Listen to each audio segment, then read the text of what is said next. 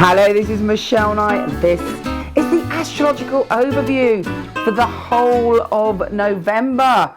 And it's a very, very, very intense month this month.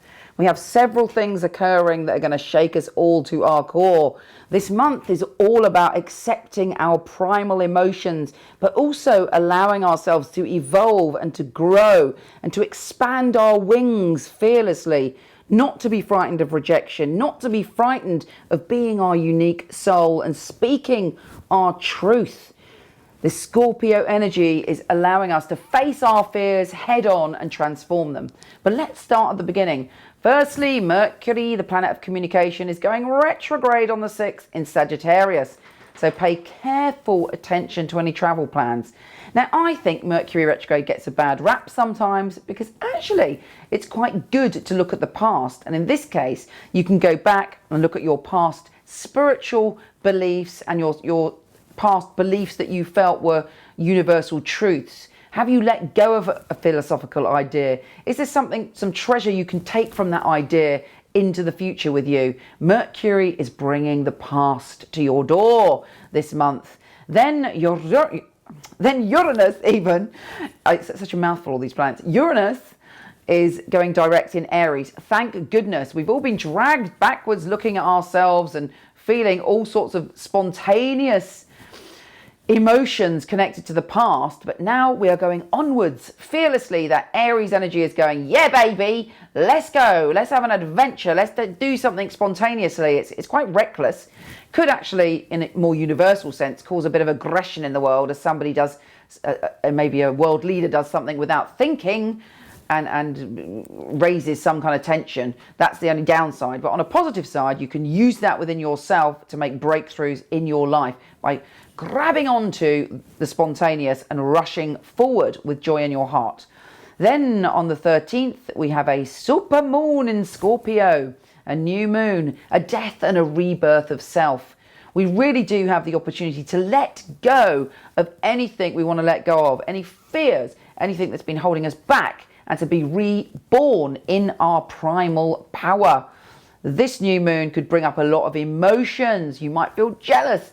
You might feel very intuitive. But, you know, the other energy of Scorpio is the phoenix. Hopefully you'll be able to fly above your life like the eagle, which is just another symbol of Scorpio, and become not only reborn, but look at your life from above, from a distance, to find out what it is that you need to transform. It's powerful. Life, death and rebirth.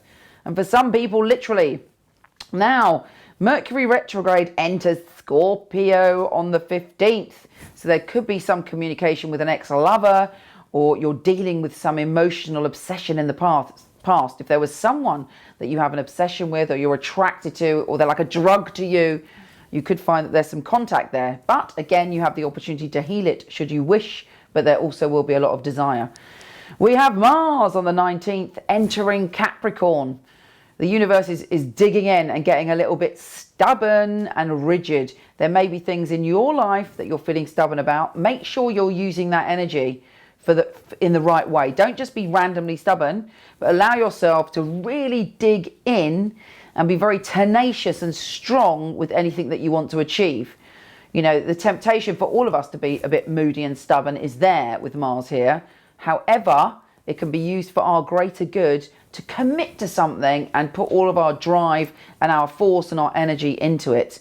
The Sun enters Sagittarius on the 22nd, which is slightly uplifting because it makes us see things a bit clearer, gives us all the opportunity to tune in to new ideas and to be a little bit eccentric and a little bit zany. And then Mercury, thank goodness, goes direct in Scorpio on the 26th. And that's when we've all got a little bit of fire in our belly, a little bit of passion. And we can see very deeply into our own souls and other people's. The full moon in Gemini lightens things up on the 28th. And we're able to see two different directions emotionally in our life and be enlightened on which path to go down. An annual lunar eclipse, also on the 28th, is creating a new path and a new direction. And the universe is saying, be fearless in following your truth, in being the beautiful, unique soul that you are. Do not let anyone else make you conform. Speak from that golden light that is uniquely yours. And this eclipse will really help you with that. There is basically a new light cast upon the past in November. We're able to see the past, heal the past, let go of the past, and wake up and be reborn into who we truly are, who we want to be, and who we could be. Take care, and I'll speak to you soon.